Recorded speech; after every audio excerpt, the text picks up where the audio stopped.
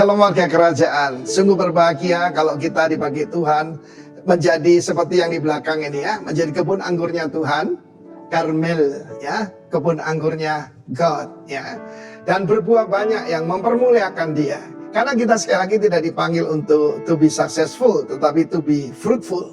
Mungkin Anda sudah bosan saya kata ini, saya akan terus bicara sampai itu terpatri dalam diri Anda. Bagaimana minggu yang lalu saya katakan hati-hati pada benalu. Orang yang menempel pada pohon kita, kehidupan kita, dan dia melakukan hal-hal yang merusak, ya, membawa kita kepada jalan-jalan yang menjauhkan diri pada Tuhan. Tapi kalau sudah tanya, apa hobinya iblis? Ada yang tanya saya, apa hobinya iblis? Saya bilang dia hobi bikin Kristen bonsai. Ya, hobi bikin Kristen bonsai. Kalau sudah nonton film-film sejarah dulu, Cina, Jepang, Korea, orang-orang kaya, bahkan kaisar-kaisar hobinya yaitu membuat ya pohon yang besar, oak tree, atau kalau di sini beringin, tapi kecil. Ya, bagaimana itu?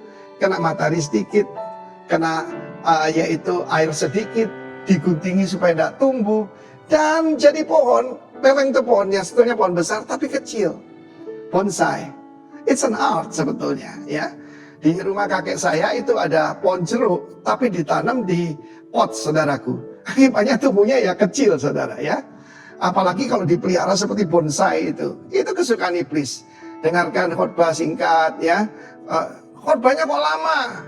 Saya belajar dari pendeta Cho Yonggi, kalau memberi makan jangan pakai sendok katanya, pakai skop. Kasih makan supaya kuat. Tetapi itulah hobi daripada iblis. Di dalam Corona Academy ini apa yang berbahaya? Free time. Saya nggak salah dengar. Free time itu bahaya, saudaraku.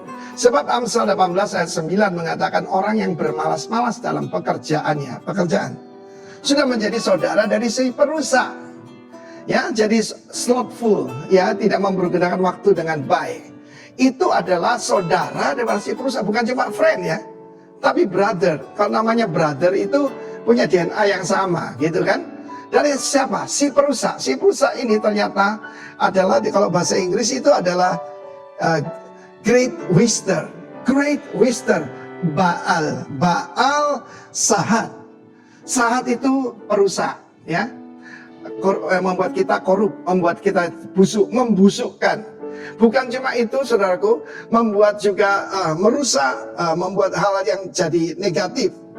Karena apa? Free time. Bagaimana mencuri waktu kita?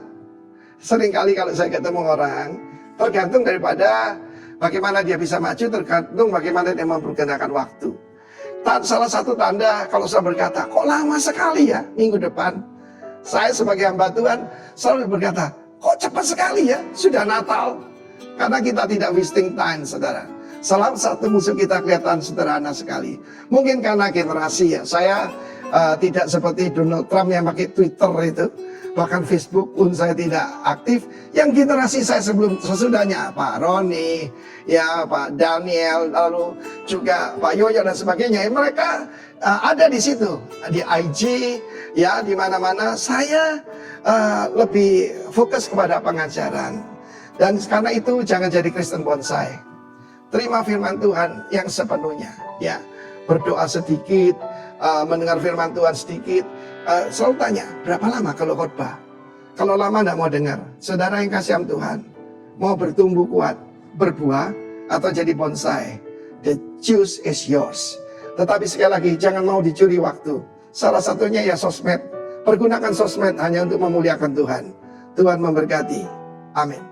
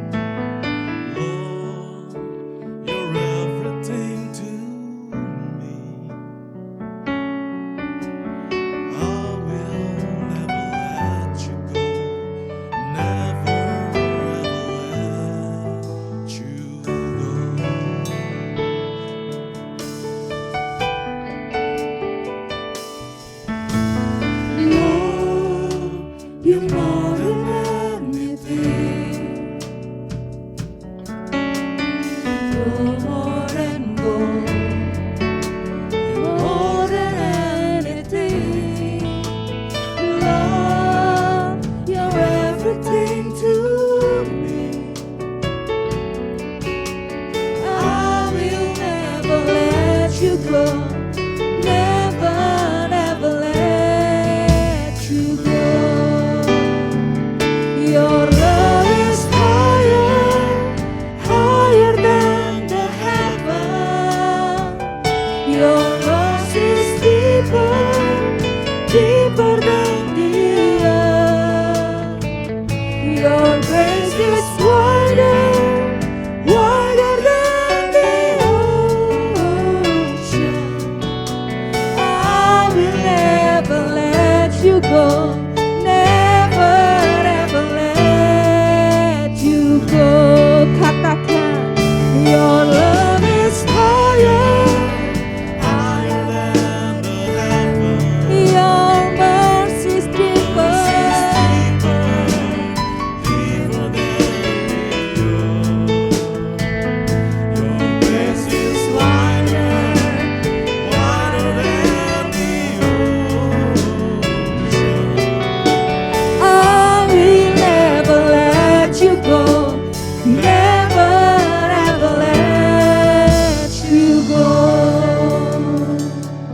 Mari bersama katakan pujian ini dengan segenap hatimu. Katakan, Lord, you're more than anything. You are everything to us. You're more than gold. Engkau segalanya bagi kami, Tuhan. Lord, you're everything to me. I will never let you go. Never, ever let you go. Your love is higher, higher than the heaven. Your mercy is deeper, deeper than the earth. Your grace is wider, wider than the ocean. I will never let you go. Never, never let you go. Your love is higher, higher than the ocean. Mercy is deeper, deeper than the earth. Your grace is wider, wider than the ocean. I will never let you go. Never, never let you go. Jemaat saja katakan,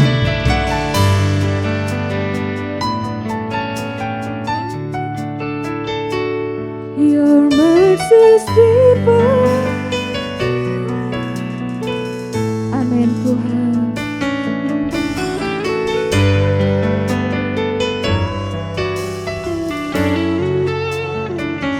Haleluya Yesus. Angkat tanganmu, katakan sekali lagi. Your love is higher, your love is higher, higher than the heaven. Your mercy is deeper, deeper than the earth. Your grace is wider, amen.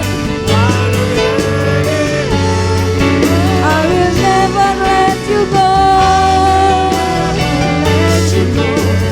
Never, never let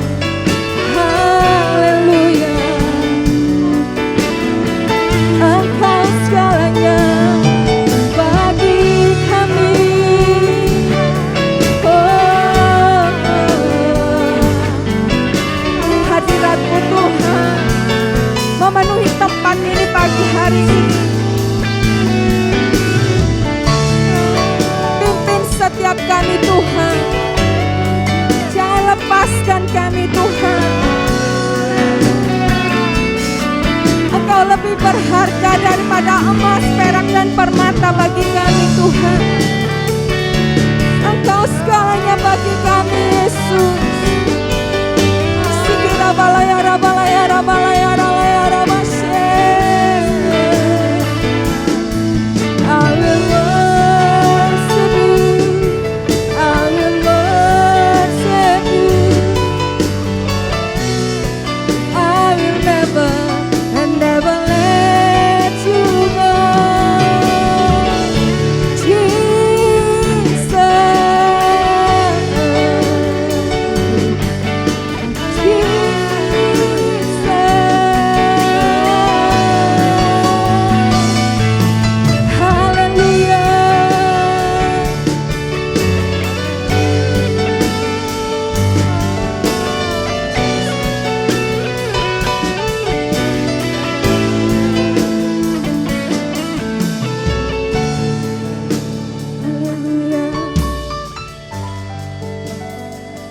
Engkaulah Tuhan, Engkaulah Raja kami Tuhan.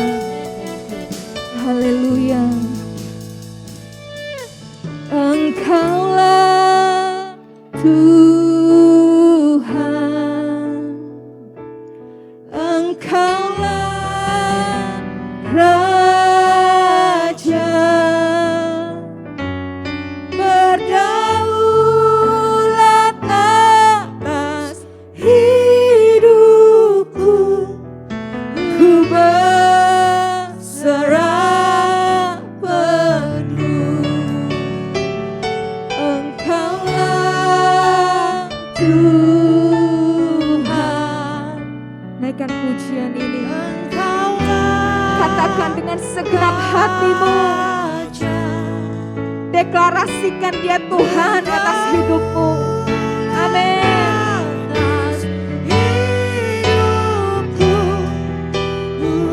Sekali lagi katakan, Engkaulah Tuhan, Engkaulah Tuhan, Engkaulah Raja, Engkaulah Raja, Kau berdaulat atas hidupku. Yes, haleluya.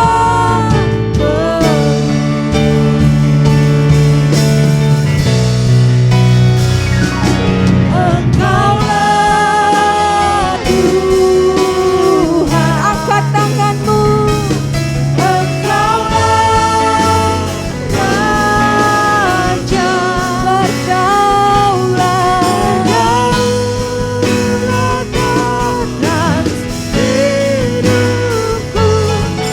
Ku berserah penuh. Sekali lagi. Engkaulah Tuhan. Amin, amin Tuhan. Engkaulah Raja, Kau layak disembah. Berdaulat atas hidup. Yes. Ku berserah penuh.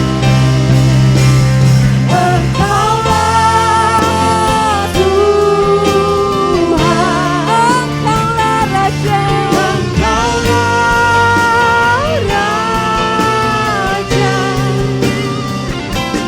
berdaulat atas hidupku. Ku berserah penuh. Berdaulat atas hidupku. Sekali lagi katakan, Engkau berdaulat Tuhan. Amin. Berdaulat atas hidupku. Ku berserah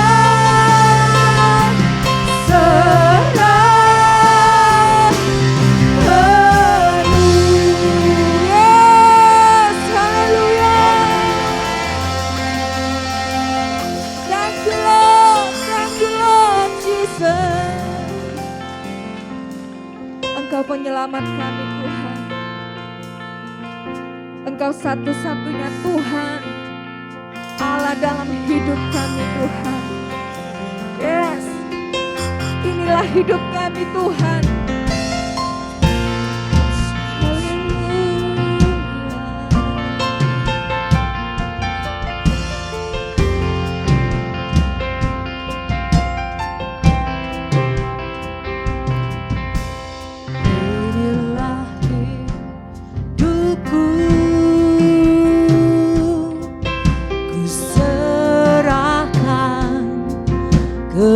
Kepadamu, inilah hatiku, ku berikan bagimu. Ku tahu Tuhan, rancanganmu yang terbaik bagiku. Ku tahu Tuhan, pengorbananmu yang mulia bagiku.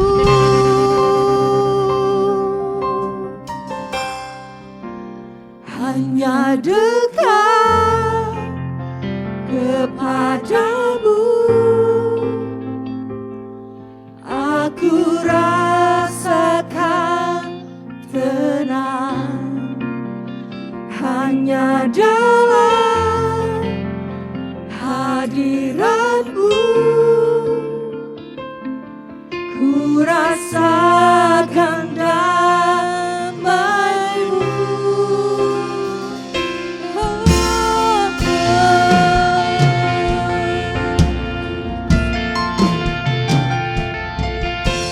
Inilah hidupku,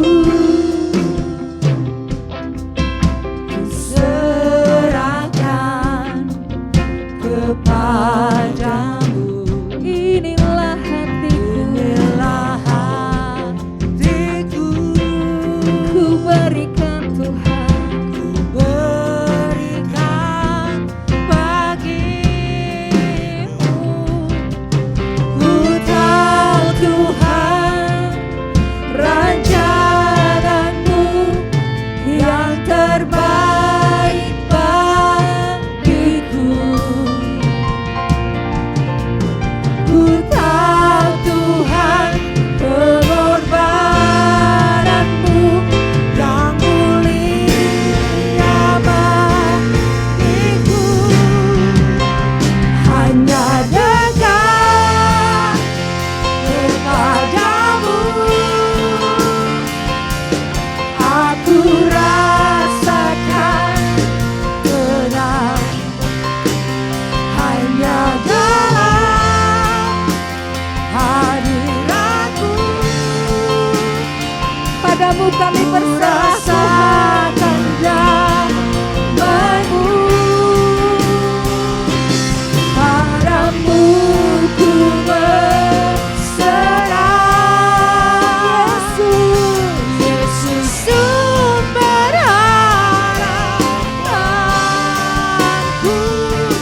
Ku percaya padamu, pendampingku.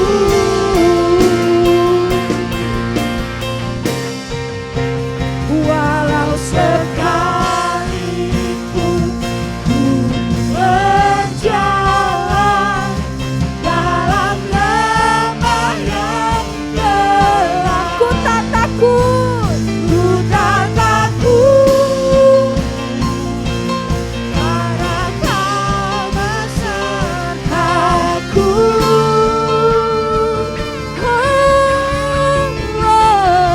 Walau sekalipun ku berjalan dalam lembah yang gelap, katakan kami tidak takut Tuhan, karena Engkau besertaku. karena Kau besertaku.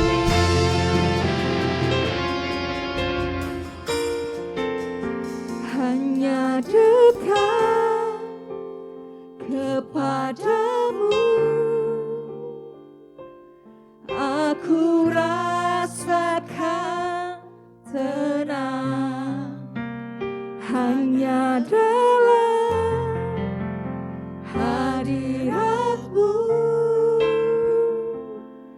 ku rasakan damai-Mu, padamu ku berserah. Angkat tanganmu, katakan Yesus, Engkau sumber pengharapan kami Tuhan. Percaya padamu, penyelamatku. Padamu ku berserah, Padamu berserah, Yesus sumber pengharapanku. ku percaya padamu, penyelamatku. Ku percaya, ku percaya padamu, penyelamatku.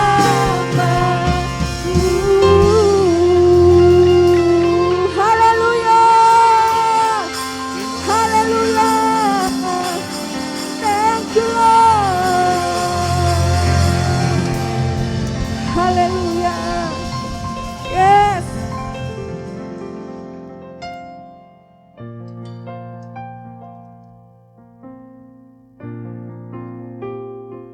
Terima kasih Tuhan untuk pagi hari ini. Kami ada sebagaimana kami ada. Engkau baik buat kehidupan kami. Sebentar kami akan mendengar sedikit dari firman-Mu. Tuhan, hati dan pikiran kami siap untuk mendengarkan firman-Mu. Berkata-katalah lewat bibir hamba-Mu. Roh Kudus bekerja pada setiap kami. Sehingga firman yang tertabur tidak hanya sekedar menjadi informasi, tetapi menjadi pewahyuan. Sehingga kami bisa mengambil keputusan-keputusan sesuai dengan firman-Mu. Urapi sekali lagi hamba dan semua jemaat yang mendengarkan, baik yang di gereja ini maupun yang di rumah. Urapi dengan urapan khusus, sehingga firman itu berakar, bertumbuh dan berbuah lebat dalam kehidupan kami. Kami siap mendengar firman-Mu hanya di dalam nama Bapa, Putra dan Roh Kudus, di dalam nama Tuhan Yesus. Mari yang siap diberkati katakan amin. Silakan duduk, shalom. Apa kabar? Tepuk tangan buat tim PAW yang sudah luar biasa. Apa kabar yang di rumah? Senang berjumpa lagi dengan saudara. Terima kasih buat Ibu Gembala dan tim penggembalaan yang memberikan kepercayaan saya untuk membagikan firman Tuhan. Nah, tema bulan ini adalah tentang fruitful atau berbuah. Bulan lalu kita sudah bicara tentang belajar tentang kedewasaan. Tujuan kehidupan manusia bukan kesempurnaan, tetapi kedewasaan. Ya, kalau cari istri, cari suami, cari teman yang sempurna nggak ada. Yang ada adalah orang dewasa. Dan orang yang dewasa adalah orang yang punya spirit berbuah. Yang punya spirit ingin jadi berkat. Nah, bulan ini kita sedang belajar tentang berbuah. Bagaimana orang-orang dewasa, saudara dan saya adalah warga kerajaan yang dewasa, yang hidupnya bermanfaat untuk orang lain. Di Filipi 2 ayat 21 sampai 22 firman Tuhan berkata, ayat yang sangat terkenal, karena bagiku hidup adalah Kristus dan mati adalah keuntungan. Tetapi jika aku harus hidup di dunia ini, itu berarti bagiku, perhatikan, bekerja memberi buah. Jadi mana yang harus kupilih, aku tidak tahu. Aku didesak dari dua pihak. Aku ingin pergi dan diam bersama-sama dengan Kristus. Itu memang jauh lebih baik. Tetapi lebih perlu untuk tinggal di dunia ini karena kamu. Rasul Paulus sedang berkata kepada jemaat di Filipi dan kita semua yang ada di tempat ini. Bahwa mati itu sebuah keuntungan. Langsung ketemu Kristus. Tetapi kalau hidup, dia harus hidup untuk Kristus. Yaitu bekerja memberi buah. Saudara, ternyata kita sebagai warga kerajaan. Gak cuma nanti percaya Yesus, nunggu mati masuk surga. Tetapi ternyata di dunia ini, saudara dan saya, Tuhan sedang bekerja untuk kita dan melalui kita. Itu apa? Yaitu berbuah, menjadi berkat. Nah, hari ini saya mau ajak saudara untuk kita sama-sama belajar apa sih bekerja memberi buah. Salah satu hal penting, kita mulai dari Lukas 13 ayat 21. Dikatakan, dan ia berkata lagi, dengan apakah aku akan mengumpamakan kerajaan Allah?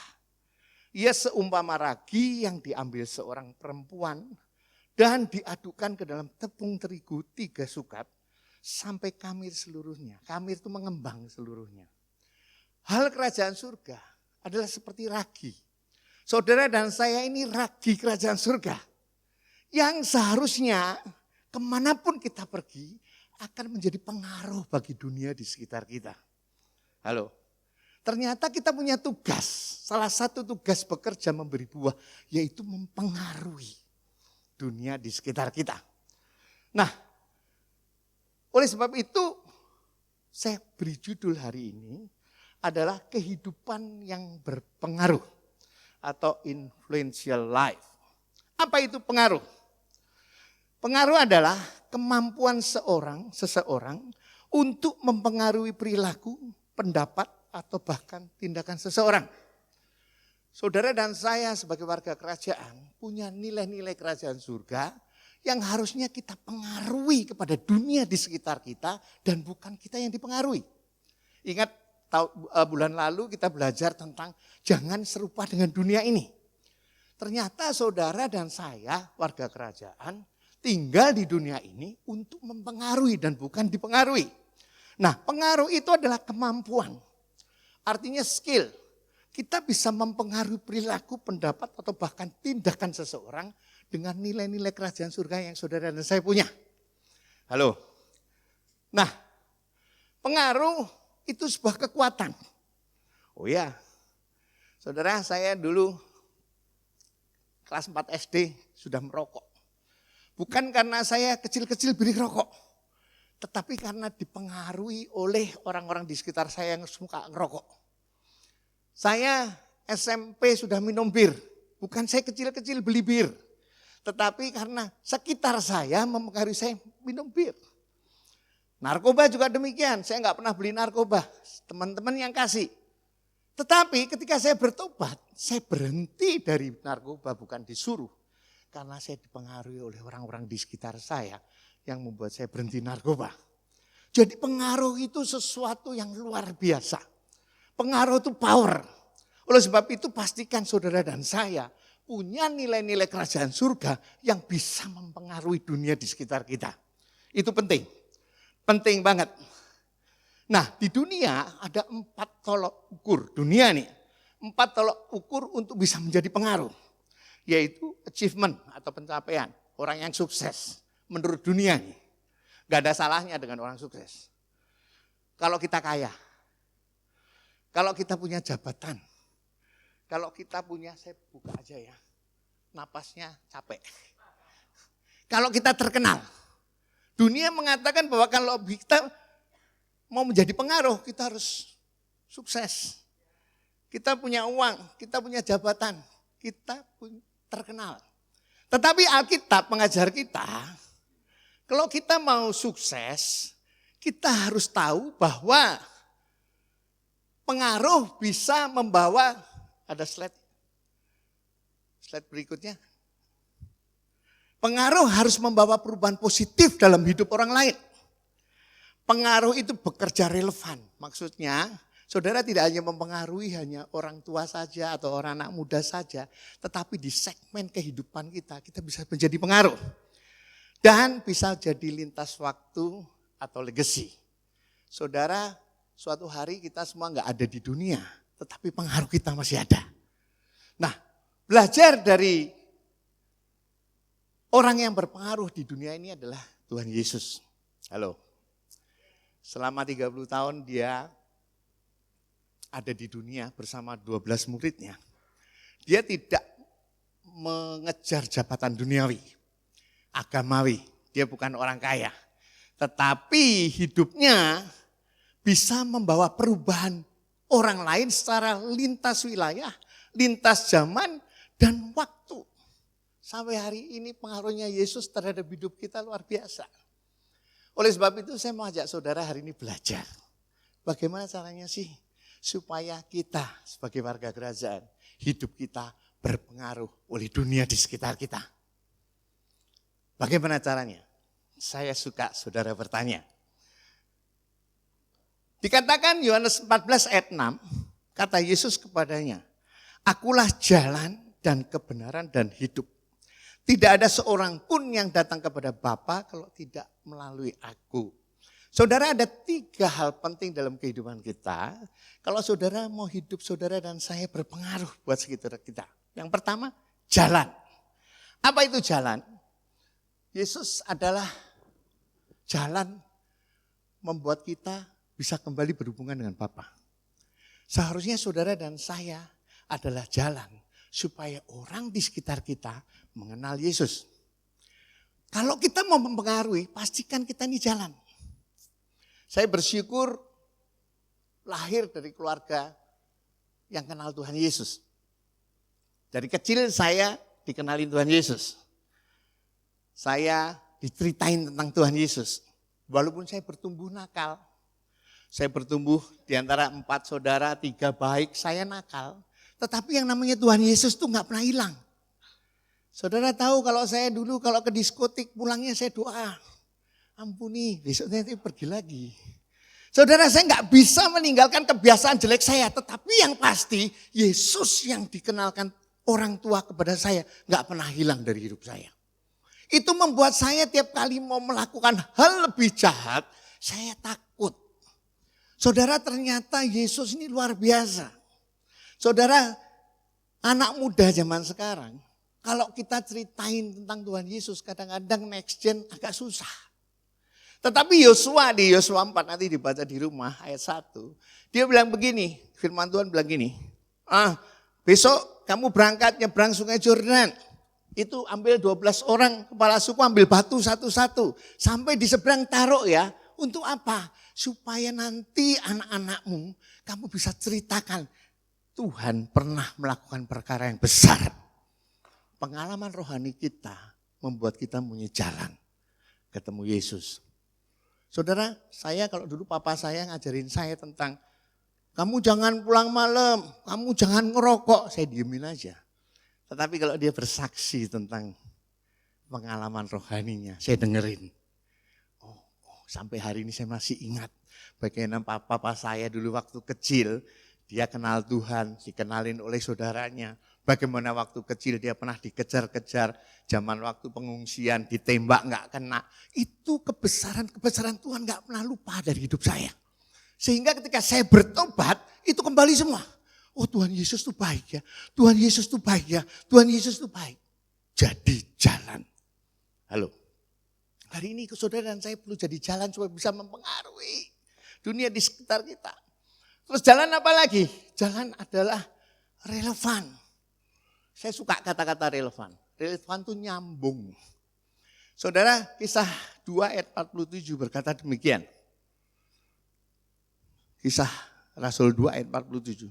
Sambil memuji Allah dan mereka disukai semua orang. Perhatikan, rasul-rasul ini disukai semua orang.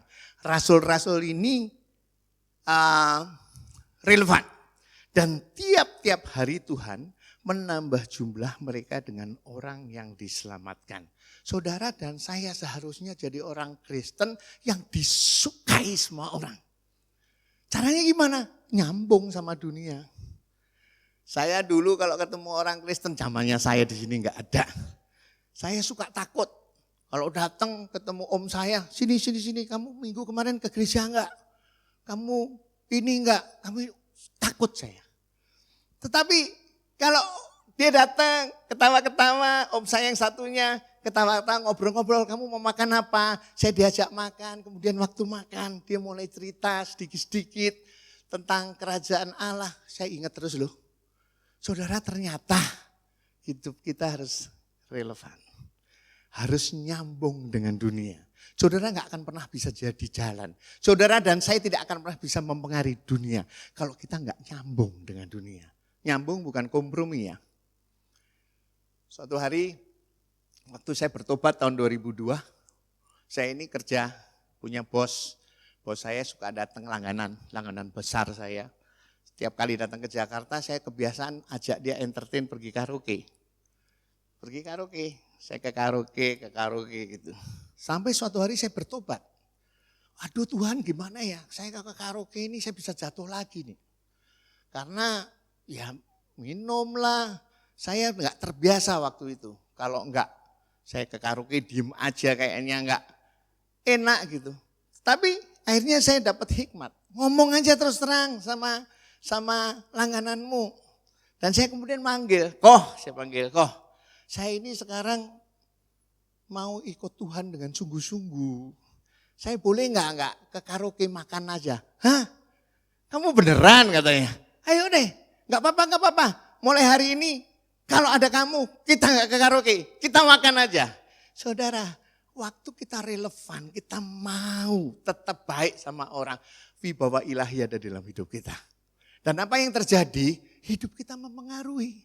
Kalau ada Edi, jangan ke diskotik, makan aja.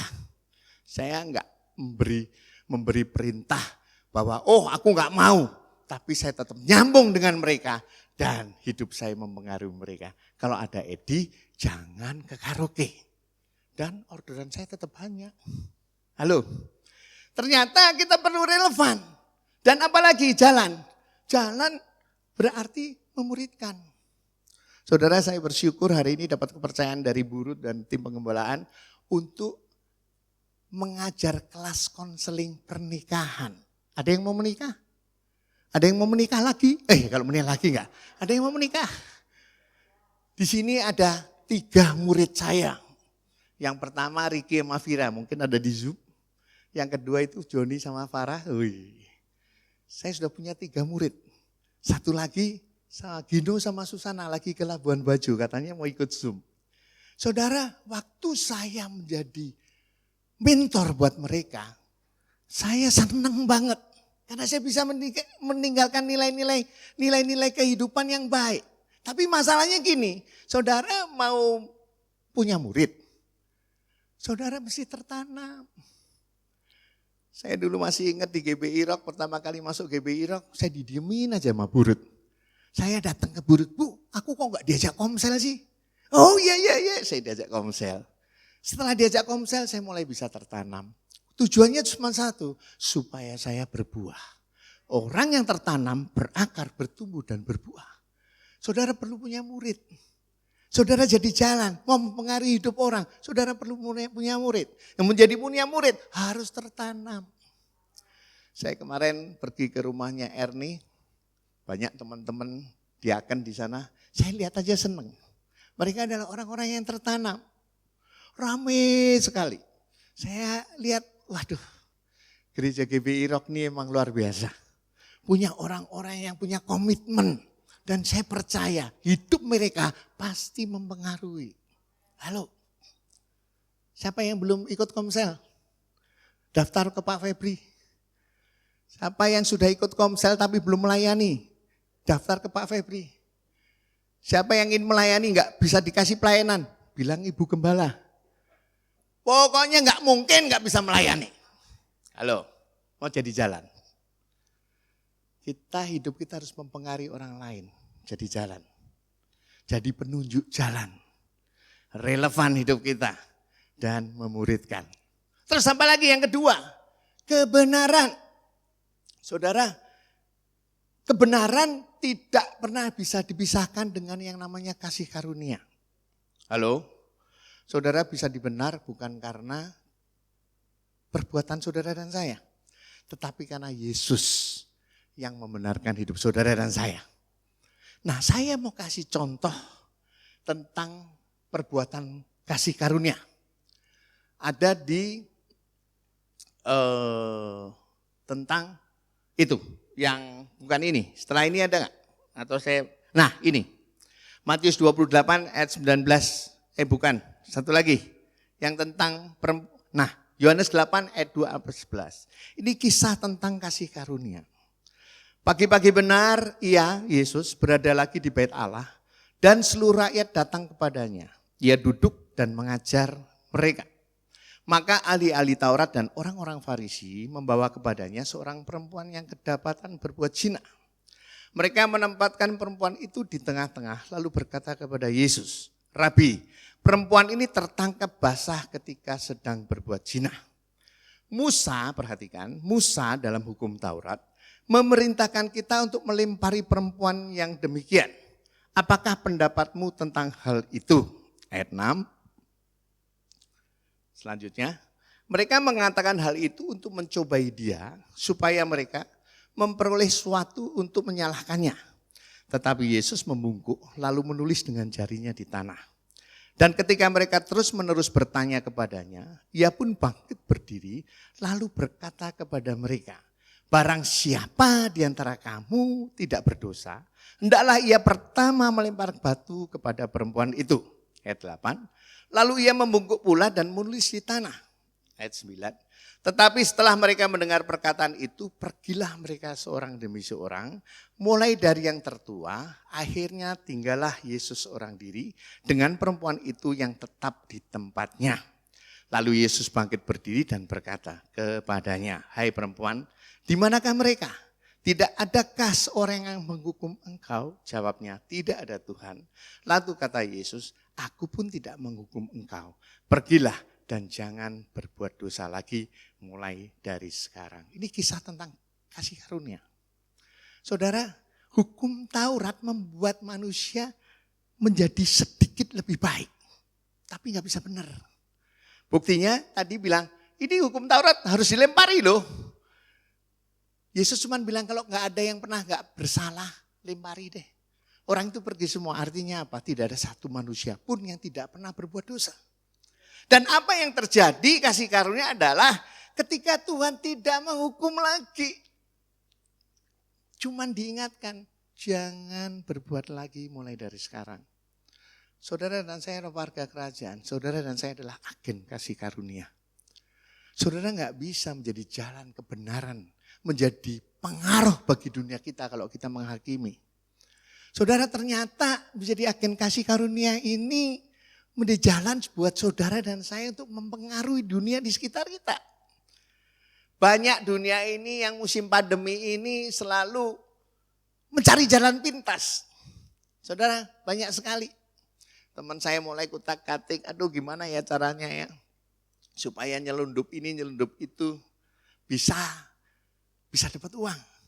Saudara, kita sebagai agen kasih karunia gak bisa menghakimi. Yang kita bisa adalah melakukan bahwa itu gak benar. Kita harus menjadi pembawa damai.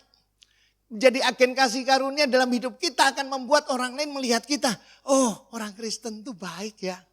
Orang Kristen itu pemaaf ya. Orang Kristen itu luar biasa ya. Halo, saudara ingin mempengaruhi orang lain. Mempengaruhi dunia ini. Jadilah agen kasih karunia. Terus apa lagi? Dikatakan kebenaran itu di Lukas 3 ayat 8. Hasilkanlah buah-buah yang sesuai dengan pertobatan. Saudara, ternyata saudara dan saya setelah kenal Yesus, kita harus tunjukkan bahwa kita ini sudah bertobat lewat perubahan hidup kita. Izinkan saya sharing lagi, bulan lalu saya sudah sharing. Tahukah saudara bahwa hidup kita ini dari dalam keluar? Amsal 4 ayat 23 dikatakan, jagalah hatimu dengan kewaspadaan karena dari situlah terpancar kehidupan. Hidup ini patternnya dari dalam keluar. Adam dan Hawa diciptakan telanjang dan Alkitab mencatat mereka tidak merasa malu. Tetapi ketika Adam dan Hawa jatuh dalam dosa, tiba-tiba dia merasa dirinya telanjang. Dan apa yang terjadi? Ternyata dosa merusak apa yang di dalam. Termanifestasi dalam tindakannya, dia ambil daun arah, nutupin, dan kemudian bersembunyi. Hidup dari dalam keluar. Yesus mati di kayu salib membersihkan hidup kita, membersihkan melalui firman-Nya hati kita, memperbarui pikiran kita, dan akhirnya termanifestasi dalam tindakan kita, yaitu perubahan pola hidup. Buah-buah pertobatan mulai keluar. Yang dulunya pemarah jadi sabar. Yang dulunya suka bohong jadi jujur. Ya katakan ya, tidak katakan tidak. Dulunya nggak bisa bohong terus. Saya ngalami itu semua. Dulunya suka ngomong kotor, sekarang jadi baik. Nggak ngomong kotor lagi. Perubahan-perubahan hidup ini yang disebut dengan transformasi. Dan transformasi yang terus menerus menuju ke arah karakter Kristus. Itulah perjalanan menuju kedewasaan. Yaitu hidup yang berbuah. Dan nilai pertobatan saudara akan jadi berkat bagi sekitar kita. Saudara, waktu saya bertobat pertama mana ada yang percaya. Saya bertobat ala Edi. Paling 3 bulan lagi udah ketemu di diskotik lagi. Edi, gak mungkin bisa berubah. Saudara, tetapi ketika saya terus berubah. Satu-satu teman saya ikut saya bertobat. Satu-satu teman-teman saya mulai ikut kenal Yesus. Hidup yang mempengaruhi adalah ketika kita mengalami perubahan. Hidup di dalam kebenaran. Hidup di dalam kebenaran. Halo. Saya bangga dengan adik saya. Adik saya itu dari kecil orangnya benar. Saya masih ingat kami serumah kalau ada telepon masuk. Saya kan dulu masih nakal. Tolong angkat telepon, bilang saya nggak ada. Adik saya diem aja, nggak ah. Telepon bunyi nggak ada yang angkat. Satu rumah nggak ada yang mau ngangkat karena saya suruh bohong. Kalau cari saya nggak ada.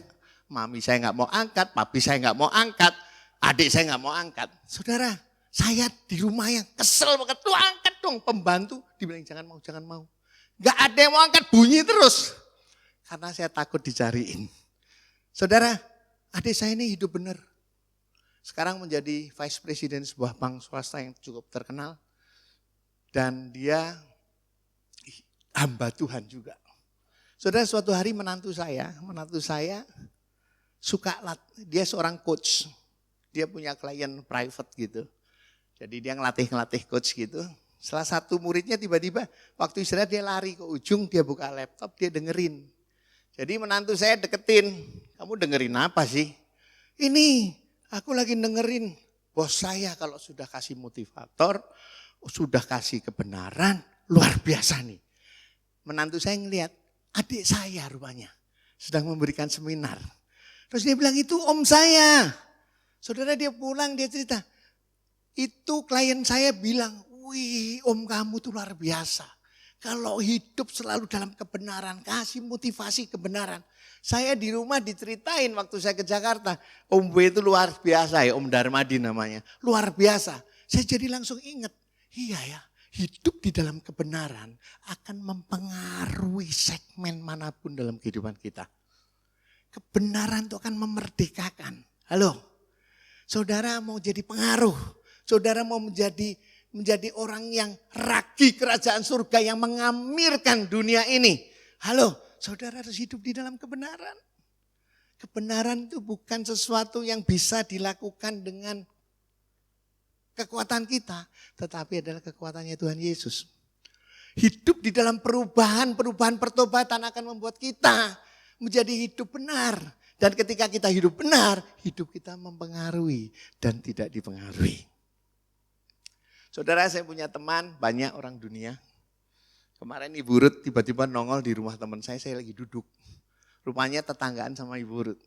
Orang dunia semua, bukan orang Kristen. Mereka minum, saya minum. Mereka minum 10 gelas, saya minum 1 gelas. Kenapa? Saya sedang memberitakan kerajaan surga. Lewat apa? Lewat hidup saya. Saya minum gak pernah mabuk. Saya kalau ngomong gak pernah ngomong kotor.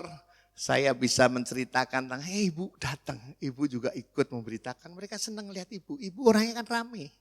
Tetangga gak taunya. Di mana bu? Itu namanya Citraland. Katanya nanti sebentar lagi tetangga. Dia sudah mulai, wih ini yang mau tak muridin katanya.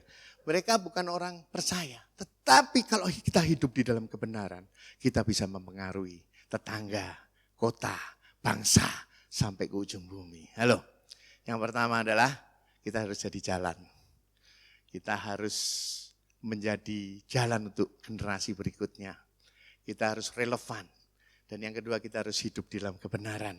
Kebenaran tidak lepas dari kasih karunia. Kebenaran harus ditegakkan sehingga kita bisa masuk menjadi berkat kemanapun kita pergi. Dan yang terakhir dikatakan, hidup, be a life-giving person. Hidup. Saudara, seharusnya kita sebagai warga kerajaan, kemanapun kita pergi, kita harus menghidupkan suasana. Bukan meredupkan suasana. Kita harus pergi ke kelompok manapun, di mana ada kita, jadi hidup. Halo, jangan malahan kalau kita datang, waduh Edi datang, ya lemes deh. Waduh Ibu Ruth datang, aduh lemes deh. Tapi kalau Ibu datang semuanya jadi seneng. Wah hidup, aku makan bakmoy. Saudara Komsel masih hari Rabu, Senin udah bilang, bikin bakmoy. Suasana jadi hidup. Saudara, kita adalah orang-orang yang harus menghidupkan suasana. Karena Yesus juga memberikan hidup dan hidup dalam kelimpahan. Kita adalah representative of Christ Kingdom. Jadi kemanapun kita pergi, kita harus memberi hidup, memberi semangat. Yesaya 50 ayat 4 berkata, Tuhan Allah telah memberikan kepadaku lidah seorang murid. Supaya dengan perkataan aku dapat memberi semangat baru kepada orang yang letih lesu. Setiap pagi ia mempertajam pendengaranku untuk mendengar seperti seorang murid. Saudara, kita punya warga kerajaan seorang yang pemberi semangat, pemberi motivator, memberikan sesuatu yang menjadi suasana jadi hidup. Kemanapun kita pergi, suasana jadi bersemangat. Halo, belajar. Karena memang kita dapat lidah seorang murid. Jadi kita akan bersemangat kemanapun kita pergi. Sekitar kita akan jadi luar biasa. Dikatakan di Amsal 18 ayat 21, hidup dan mati dikuasai lidah. Siapa suka mengemakannya akan memakan buahnya. Hati-hati. Kita harus katakan perkataan-perkataan yang positif kemanapun kita pergi. Sehingga menghidupkan suasana. Dan bukan mengemakan sesuatu yang tidak baik. Gema artinya apa? Menggema kalau kita pergi di suatu ruangan, di gua misalnya, halo. Kita harus berkatakan sesuatu yang membangkitkan semangat. Kamu bisa, kamu beres. Saudara, saya ada cerita sedikit menantu saya umur 47 tahun divonis kena kanker. Saya minta doa saudara juga, namanya Andi. Tapi sama istri saya setiap hari telepon dia. Saya memberi semangat. Lewat apa? Firman Tuhan. Saya ceritakan perwira itu. Ngomong sepatah kata sembuh. Papa melihat kamu sembuh. Walaupun diagnosis dokter itu ya bahaya. Tetapi sekarang kan tinggal dua pilihannya.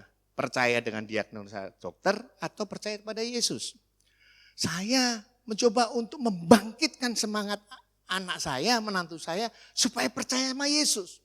Karena iman bisa mengalahkan dunia. Dan saya setiap hari sama istri saya selalu encourage dia, istrinya, anak saya, sama anak-anaknya. Dan semua adik-adiknya saya kasih tahu, supaya juga mengencourage mereka. Dan hidup kita ini harus membangkitkan sesuatu yang memang harus hidup. Saudara dan saya, itu adalah representatif perwakilan kerajaan surga, dan Tuhan tidak pernah membuat kita lemah. Tetapi Tuhan selalu mengingatkan bahwa kita ini kuat. Halo, iman dan takut ada di dimensi yang sama. Kalau saudara takut, iman saudara lagi turun.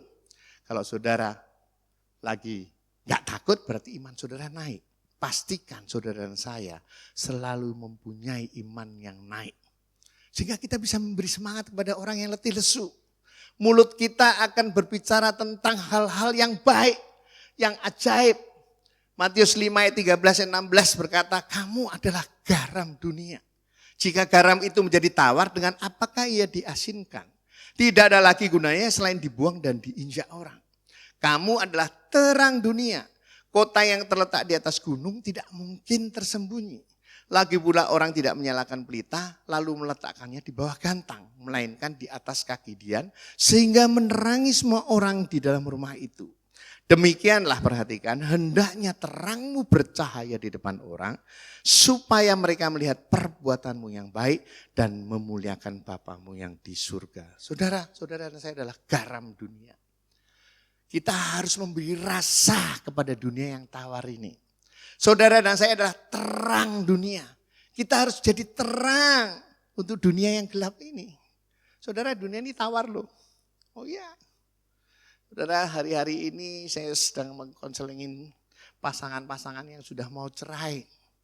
Mereka sudah tawar hati. Dan saya harus menggarami setiap hari. Istri saya sampai bosen. Aduh, kamu tuh telepon. Kalau telepon orang bisa berjam-jam. Kalau sama aku 5 menit aja bosen. Ya, aku cuman kasih jawab. Kita kan berdua ini kan satu. Kita ini kan satu. Kalau saya ngomong lagi sama orang, kamu juga ikut ngomong. Tapi saya juga mulai banyak ngomong. Saya sering bercanda sama istri saya. Sayang udahlah, yuk kita TikTok aja yuk. Wih, TikTok. Saudara, saya sama istri saya sekarang belajar TikTok. Dia kalau saya belajar gak bisa-bisa marah. Perut lu kegendutan, jelek lu. Disalahin perut. Saudara, kita ini garam dunia. Kita harus memberi rasa kepada dunia ini. Kita ini terang dunia, kita harus memberi terang kepada dunia yang gelap ini. Gelap banget loh dunia ini. Halo? Aku udah gak terima, aku masih sayang istriku loh. Istriku aku masih sayang, begitu istrinya aku udah gak mau sama kamu. Wah marah, kalau gitu ya awas lu ya. Dari kecil kamu miskin, sekarang gue bikin kaya, lu benci. Waduh, dunia ini gelap. Yesus berkata, kasihilah musuhmu. Saudara, kita ini memang luar biasa, warga kerajaan yang bisa menjadi terang buat kegelapan itu. Sudah marah-marah, saya kasih tahu, ingat mamanya anak-anak. Sudahlah tenang dulu, udah tenang lagi. Walaupun belum selesai sampai sekarang dan saya nggak tahu ujungnya gimana. Tapi saya percaya kalau kita mau menjadi garam, kita mau menjadi terang, tidak ada yang mustahil bagi Tuhan. Kita bisa mempengaruhi mereka. Dan dikatakan, biarlah terangmu bercahaya di depan orang supaya mereka melihat perbuatanmu yang baik. Halo. Kita sebagai warga kerajaan harus berbuat baik. Kita supaya orang-orang di sekitar kita ngelihat, ini orang Kristen baik banget. Dan memuliakan Bapa di surga. Hidup yang mempengaruhi adalah hidup yang bisa memberikan hidup. Halo. Hari ini kita belajar bagaimana pekerja memberi buah. Yaitu ketika kita bisa mempengaruhi dunia di sekitar kita. Mempengaruhi dengan nilai-nilai kebenaran dan bukan kita yang dipengaruhi. Saya akan tutup dengan sebuah kesaksian. Saudara tahu? Nak angkat saya, Gracia Pulii, Burut kenal, Pak Bambang kenal. Saudara, saya bukan bersaksi karena saya sekarang dia jadi terkenal. Sebelum terkenal. Saudara, dia umur 15 dari umur 6 tahun udah main bulu tangkis, umur 12 sudah mimpi jadi juara olimpiade.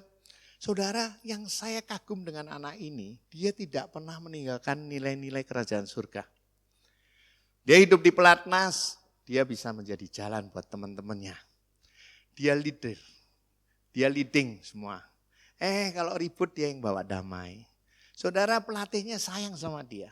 Dia di pelatnas dari umur 15 sampai sekarang 34 tahun. Mungkin selain Liliana Natsir, mungkin dia perempuan pemain bulu tangkis yang sudah lama banget di pelatnas. Di pelatnas dia bisa bawa jiwa untuk mengenal Tuhan. Banyak jiwa-jiwa yang tadinya cuma kekristenannya KTP dipengaruhi oleh dia untuk mengenal kebenaran. Saya percaya sama dia. Kenapa? Karena saya kenal dekat sama dia. Saya dekat sekali dengan dia. Nilai-nilai yang ditinggalkan luar biasa. Dia pacaran 6 tahun, nggak pernah kissing. Dia bilang, Pak aku gak kissing loh. Nanti waktu menikah saya mau kissing. Saudara, nilai-nilai kebenaran ini yang membuat dia mempengaruhi teman-teman di sekitarnya. Dia di dalam kesibukannya dia ikut komsel. Dia bersaksi. Belum jadi juara olimpiade. Walaupun cuma juara-juara gitu. Saudara, dia memberi jalan. Dia hidup di dalam kebenaran. Dan pelatihnya bilang gini, kalau nggak ada Grace nggak rame. Dia orang yang bisa menghidupkan suasana. Saudara, sebelum dia jadi juara olimpiade, dia sudah mempengaruhi orang banyak dengan nilai-nilai kerajaan surga. Dan hari ini Tuhan izinkan dia menjadi orang yang terkenal. Followernya udah jutaan. Saudara, tapi nilai-nilai kerajaan surga tetap ada dalam kehidupannya.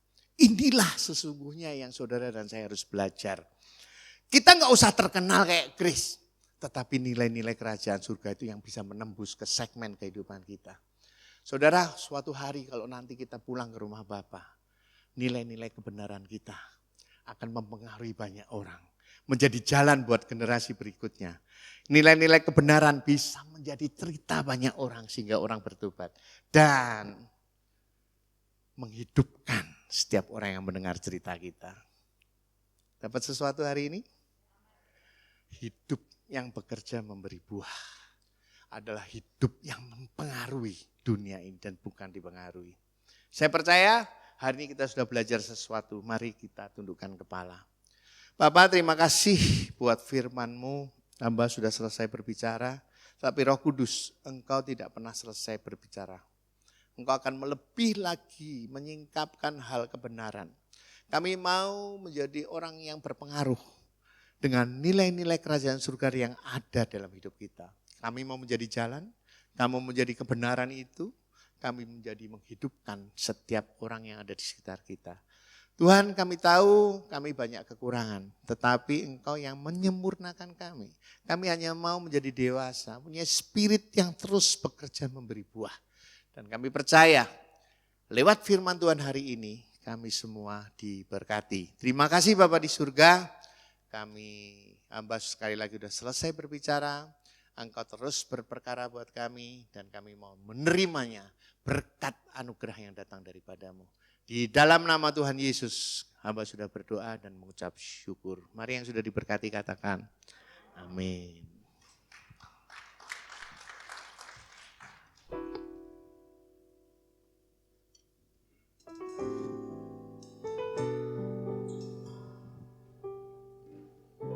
Shalom, selamat siang semuanya. Terima kasih untuk Pak Edi yang sudah menyampaikan firman. Sungguh kita semua sangat diberkati ya. Dan untuk Bapak Ibu yang ada di rumah, saatnya untuk menabur pekerjaan Tuhan, jadi bisa melalui persembahan, melalui QR. Dan juga Bapak Ibu yang ada di sini juga bisa melalui QR atau melalui persembahan yang amplop yang sudah disediakan. Sebelum kita menabur, mari kita berdoa terlebih dahulu. Tuhan Yesus, terima kasih untuk siang hari ini. Sungguh kami sangat diberkati oleh firman-Mu, oleh pujian. Kami tahu Engkau sangat baik di dalam kehidupan kami, bagaimana Engkau sudah memelihara hidup kami. Bahkan sampai akhir bulan September hari ini Tuhan, Engkau masih memberikan kepada kami nafas kehidupan, kesehatan, kekuatan Tuhan. Kami bersuka cita, kami terima kasih Tuhan untuk anugerah-Mu Tuhan. Dan saatnya juga kami akan menabur bagi pekerjaan Tuhan di tempat ini. Ya Tuhan memberkati setiap apa yang kami tabur, karena kami tahu Engkau sudah sangat baik di dalam kehidupan kami. Dan biarlah kami mau menabur dengan penuh sukacita, hanya di dalam satu nama Tuhan Yesus Kristus. Haleluya, amin. Selamat menabur, Tuhan Yesus memberkati.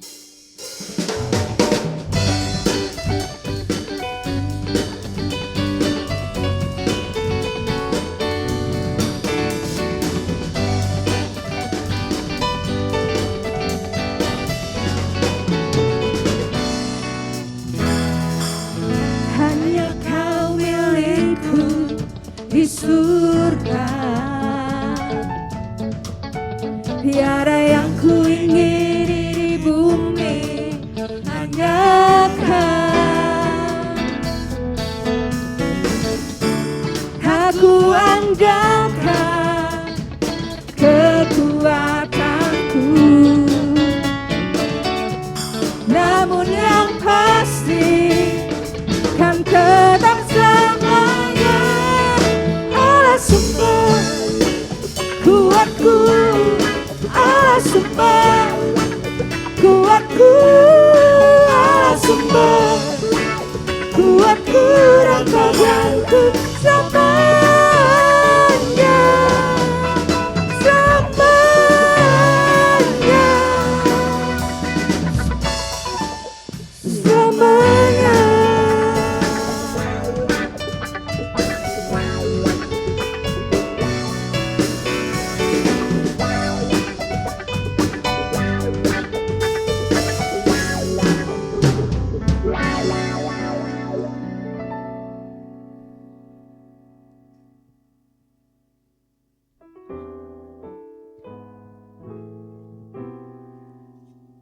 Terima kasih Pak Edi. Tuhan Yesus memberkati.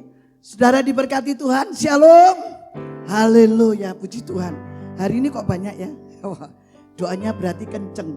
Doa paginya kenceng Pak Hani. Tolong dikencangkan lagi ya. Supaya nanti penuh. Karena setiap pagi doa pagi tidak pernah absen dari Senin sampai Jumat. Ya, meskipun jantungnya Pak Hani, tapi tetap doa. Ya, Pak Tris juga, semua yang tim pendoa pagi makin kencang supaya tempat ini dipenuhi. Amin. Haleluya. Saya teringat Pak Edi tadi sebentar. Ya, kemarin 2 hari yang lalu ya kita ke tempatnya temennya. Saya semalam telepon, memang Buddha. Saya tanya, kamu agama apa, Pris? Buddha. Dia bilang gitu. Oh, ya. Terus semalam saya telepon dia, ayo kapan ini mumpung Pak Edi ibadah, khotbah. Oh ya kapan-kapan, memang Buddha saudara, tapi luar biasa. Saya diberkati mereka cukup. Pak Edi ini orangnya mempengaruhi orang kok memangnya. Di sana temennya saya lihat memang luar biasa ya, kaya, duitnya banyak, mungkin ke rumahnya kaya lah. Dan dia bilang begini, dia punya kelong saudara, dia punya kelong. Kita kan kepingin kadang-kadang libur di pantai ya. Terus dia tunjukin. Dia di sini di Citraland itu cuma hari Sabtu aja minggu. Hari-hari di Kelong. Kelong itu apa pikir saya, enggak taunya di pantai. Punya rumah di atasnya pantai. Dari Sagulung 5 menit naik kapal ferinya dia sendiri. Jadi saya bilang nanti saya mau ajak jemaat saya boleh 50 kata Edi. Ke semua ke situ. Loh ya jangan, ini kan pandemi, kalau bisa 10-15. Tapi biasanya ada restorannya sekalian, ada tempat tidur, kamar 80 kamar. Wih bayangin saudara, 80 kamar saudara sudah disiapin di atas pantai. Kapanpun boleh, tergantung Pak Edi atur ya. Loh amin, sungguh saudara. Betul orangnya luar biasa, dia yang punya ini loh kayu. Kalau saudara rumahnya pakai kayu-kayu yang mahal itu plywood itu. Yang pokoknya kalau rumah pakai kayu, hotel dimanapun dia lah pabriknya. Dan saya mau Pak Edi tahu pabriknya luar biasa di Sagulung ya, di mana itu pabriknya, kayak tahu. Mereka mau ajak lihat untuk pabriknya, pembuatan itu luar biasa sampai ikut kemana-mana. Orangnya kaya, terus tapi dia tuh enggak fanatik gitu ya, dibilangi Tuhan. Jadi saya mumpung nanti bertetangga, 2 tetangga dengan saya, nanti saya ajak dia kenal Tuhan. Ya, puji nama Tuhan, bisa mempengaruhi. Katakan amin. Seperti wanita Samaria dalam Alkitab, dia mempengaruhi. Meskipun dia dikatakan Tuhan Yesus bilang begini, aku haus. Tapi wanita ini bilang, aku tidak ada minum. Itu ada di sumur. Tolong berikan kepada aku, kata Yesus. Loh Bapak, Yesus kan engkau lah orang Yahudi. Aku orang Samaria. Mana bisa Samaria sama Yahudi. Tapi Tuhan bilang, bisa beri aku minum. Ya, terus wanita setelah Tuhan Yesus minum, Tuhan tanya, mana suamimu? Bawa ke sini. Waduh saya tidak punya suami. Tuhan bilang suamimu kan 5. Kamu taruh di mana?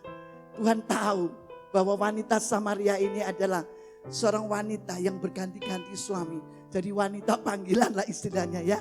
Wanita yang penuh dengan zina mungkin saat itu. Tapi Tuhan tidak peduli. Siapapun wanita, Tuhan menganggap karena wanita ini menjadi pengaruh di kota itu. Waktu itu. Ya, Samaria dipenuhi dengan jiwa-jiwa karena seorang wanita. Demikian pula hari ini. Biarlah saudara dan saya bisa memengaruhi. Yuk bangkit berdiri. Nanti bilang gini, supaya saudara dan saya gini. Kalau ada saya, wah pasti seneng tadi Pak Edi kan bilang. Jangan nanti kalau ada burut singiden di kamar. Ada burut tutup pintu bilang tidak ada. Jangan ya. Kalau saudara datang pasti. Ya teman atau saudara atau keluarga dia bilang, wah ini bakalnya datang nanti pasti aku masakan. Nanti Pak Edi tidak tahu, jangan Pak Muai terus lah Pak Edi gudeg. Nah, kalau Pak Ani datang pasti masaknya gudeg. Ya luar biasa. Jadi saudara dan saya menjadi kesukaan bagi setiap kita. Katakan amin.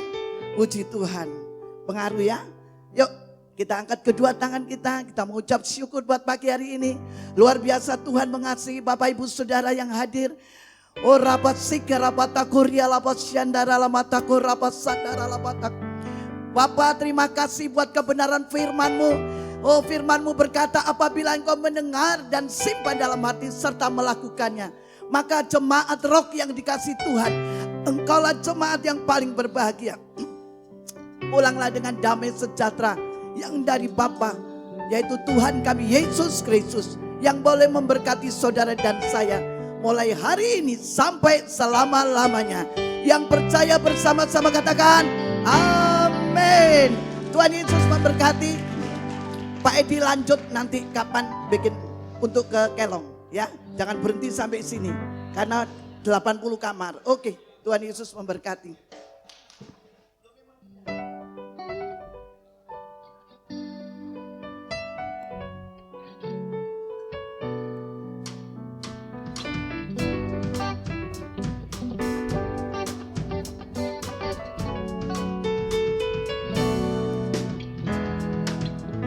Hanya kau milikku di surga. Tiada yang ku ingini di bumi, hanya kau. Aku andalkan kekuatanku,